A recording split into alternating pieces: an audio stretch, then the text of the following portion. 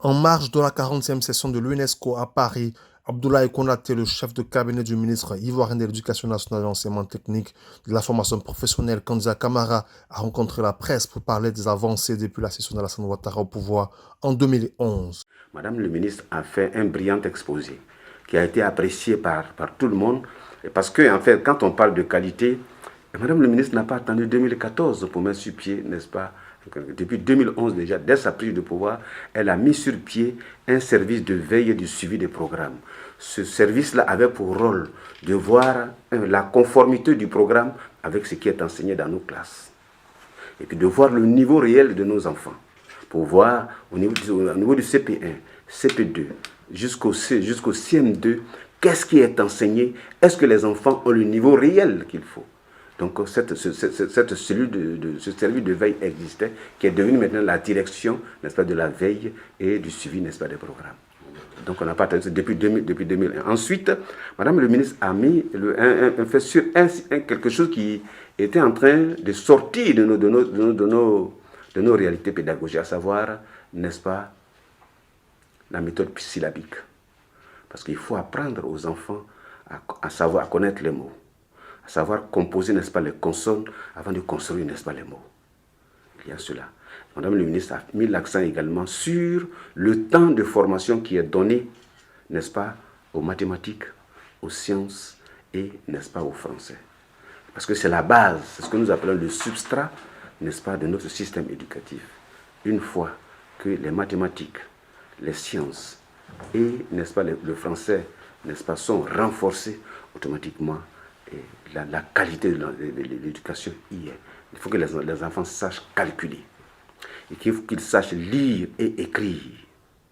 Et ensuite, alors, à partir de cet instant-là, les choses se font. Voilà. Selon lui, la politique actuelle a réussi à multiplier par de la qualité de l'enseignement en Côte d'Ivoire et les résultats avec. Niveau des tables bancs.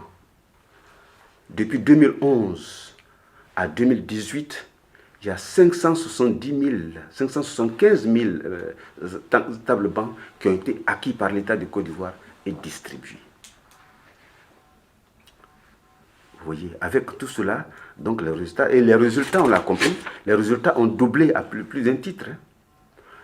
Au CM1, au CM2, à l'entrée en 6e, les résultats sont aujourd'hui à plus de 83%, alors que nous oscillons autour de 30 à 40%. Au BPC, on était à 16%, on est aujourd'hui à plus de 40%. Au baccalauréat, on était à 25%, on est à 46%. Les résultats ont doublé. Parce que tout simplement, il y a eu des mesures énergiques et courageuses qui ont été prises. En 2014, l'État de Côte d'Ivoire, sur proposition de Madame le ministre, a recruté 3000 enseignants contractuels du secondaire.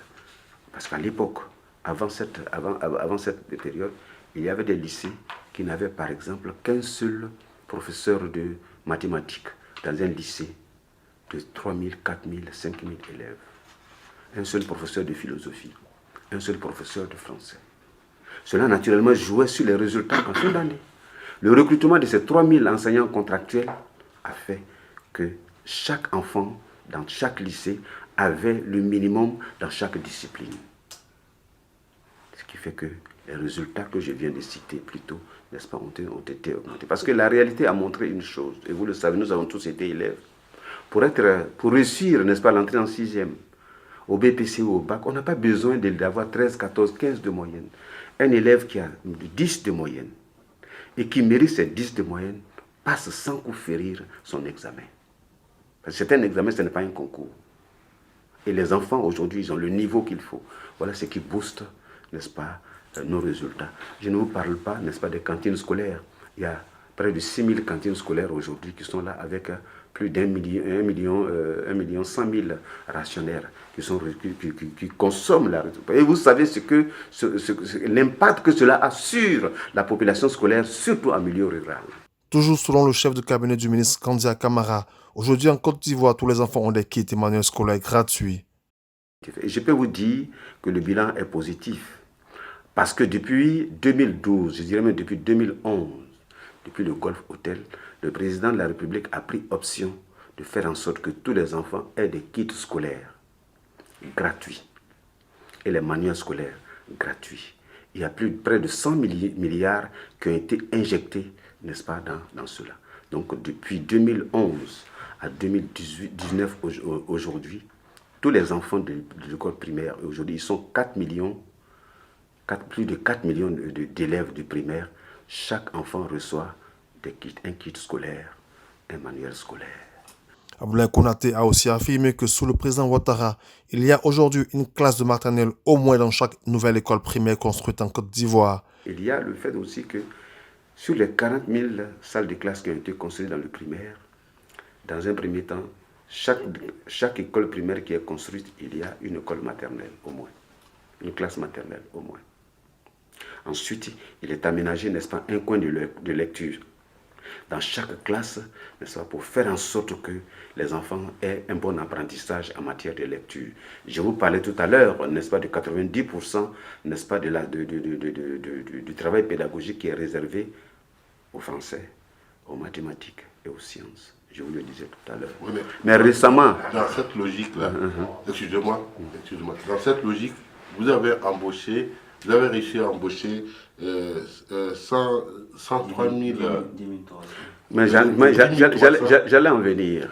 J'allais en venir parce qu'en fait, je le dis tout simplement parce que il s'est posé... Regardez, vous avez vu le rythme des constructions. Le rythme, je vous parlais tout à l'heure de 40 000 salles de classe qui ont été construites.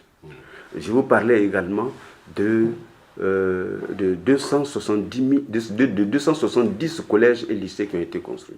Donc le rythme de construction a fait que le gouvernement a été obligé de prendre des mesures sociales. Vous le constatez, récemment, le gouvernement a recruté 10 300 enseignants, soit 5 300 du primaire, 2 000 du secondaire, et second cycle, et 3 000 du secondaire. Mais des bénévoles. Oui, non, des bénévoles, on l'appelle les contractuels. Et après les 2 ans, ils font quoi? Non, après les 2 ans, c'est très clair, c'est le gouvernement qui a pris la décision. Ils ont 2 années, n'est-ce pas, de stage. Après ces 2 années, nous allons les évaluer et puis les intégrer à la fonction publique selon la décision du gouvernement. Il est aussi revenu sur les fautes découvertes dans les manuels scolaires en Côte d'Ivoire, une histoire qui a fait couler beaucoup d'encre et de salive. Le problème était réglé. Je crois que l'État de Côte d'Ivoire a pris ses responsabilités. Quand les fautes ont été constatées, Madame le ministre a reçu, n'est-ce pas, l'éditeur concerné. Et la promesse a été faite d'éditer, n'est-ce pas, de rééditer, n'est-ce pas, les manuels à la dimension de ce qui avait été distribué. Cela a été fait, distribué gracieusement aux directions régionales. Ces directions régionales les ont redistribués, n'est-ce pas, dans les écoles où ces manuels avaient été faits. Mais je dois dire que cela n'est pas une première. Même dans le système éducatif français, des manuels, on a constaté des manuels où il y avait des français, où il y avait des fautes graves. J'ai vu un livre. Moi, je suis professeur de français. J'ai enseigné depuis la 6e jusqu'à la classe de terminale. Et quand j'ai un peu bonifié, n'est-ce pas, mes diplômes, j'ai enseigné au supérieur. Mais combien de manuels je n'ai pas corrigé pendant mes cours, attiré, n'est-ce pas, l'attention attirée par les élèves. Ici, dans le il y a un S qui manque, ou bien il y a un mot qui manque ici. Ce n'est ni la faute au ministère de l'Éducation nationale, dans tous les pays du monde, encore moins à l'éditeur. Mais dans le livre, il y a un manuel français. Le verbe vivre se conjugue comment? Je vis, au passé, je vis, tu vis, il vit, nous vîmes. C'est ça, non? Oui. Hein? Oui. Voilà. Mais ils ont dit quoi? Je vis, tu vis, il vit. Vous voyez? Dans le manuel français. Est-ce que vous voyez? Donc ça existe dans tous les pays, au Maroc, en Algérie, au Burkina Faso, partout, dans tous les manuels, en fin d'année, quand le problème se pose, j'ai eu une mission, n'est-ce pas, en Tunisie, les gens ont dit, mais qu'est-ce que les gens disent? On m'a montré mes manuels tunisiens, où il y avait des fautes là-dedans. Mais en Côte d'Ivoire, comme nous sommes dans un contexte particulier, une pécadille, n'est-ce pas, est portée, n'est-ce pas, à tout le monde. Et puis, bon, finalement, on donne l'impression que c'est ça. Et c'est ça le véritable problème. Tout est, je m'excuse, mais tout est politisé. Tout est politisé. Est-ce que vous voyez? Et c'est ça le véritable problème. Sinon, dans tous les pays du monde, je dis bien, à l'époque, j'ai eu une mission en Tunisie. Comme j'ai des amis là-bas au niveau de l'éducation nationale de Tunisie, ils m'ont dit, mais monsieur Kouyaté, monsieur le chef de cabinet, mais qu'est-ce qui se passe chez vous? Regardez nos manuels. Il y a des fautes là-dedans. Dans tous les pays du monde. En France, même, ça existe. Mais en Côte d'Ivoire, aujourd'hui, même si vous faites quelque chose, les gens vont dire, voilà, vous voyez, donc vraiment, il faut... Non, on dirait que c'est des techniques qui suivent peut-être à l'impression. Oui, non. Je dis que ça existe, ce n'est ni la faute, n'est-ce pas, du ministère de l'Éducation nationale, parce qu'il y va de l'éducation, n'est-ce pas, des enfants. Le ministère de l'Éducation nationale, la technique qui est mise sur pied et fait en sorte qu'il n'y ait pas d'erreur. Mais ça ne peut pas être la faute, n'est-ce pas, de l'éditeur aussi. N'importe quel éditeur. Parce que l'éditeur aussi joue sa crédibilité. N'est-ce pas? Voilà. L'erreur vient, n'est-ce pas, au moment de l'impression. Alors, nous, on se pose des questions. À qui profite le crime? Voilà un mot de fin. Bon, je voudrais dire à nos amis et frères, n'est-ce pas, de la diaspora, que la Côte d'Ivoire est au travail. La Côte d'Ivoire est véritablement au travail. Quand je le dis, ce n'est pas une parole politicienne que je dis, mais je suis un acteur de cette mise au travail, n'est-ce pas, de la Côte d'Ivoire. Je vis au quotidien, n'est-ce pas, les évolutions, n'est-ce pas, de ce travail. La Côte d'Ivoire est au travail. Regardez, je vous ai parlé du bilan, n'est-ce pas, de l'école. Il est faramineux. Ce qui a été fait, ce n'est pour parler de qui que ce soit, mais ce qui a été fait en 8 ans, je suis dans le système éducatif, ça fait près de 40 ans. Ce qui a été fait en 8 ans, je suis désolé, ça n'a été fait par aucun régime. Ce qui veut dire que l'éducation était un objectif, était une vision, n'est-ce pas, pour le régime en ce moment. Mais regardez dans les autres secteurs, au niveau des infrastructures, au niveau de l'hôpital, partout, le pays est au travail. Mais ce que je veux dire, nous sommes, la Côte d'Ivoire est notre seul et unique pays.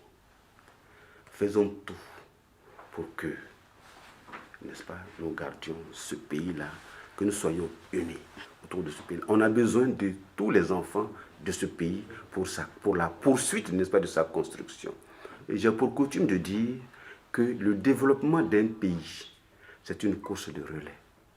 Houphouët-Boigny a laissé le développement à un niveau.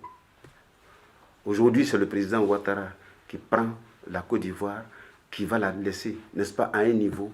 Celui qui viendra après lui la laissera à un niveau. À Ouidernaum, autant, n'est-ce pas, la scolarisation est une vision, comme vous le disiez tout à l'heure, qu'il faut atteindre, est un objectif, est une ambition qu'il faut atteindre, mais autant le développement d'un pays est une vision, est un objectif qu'il faut atteindre.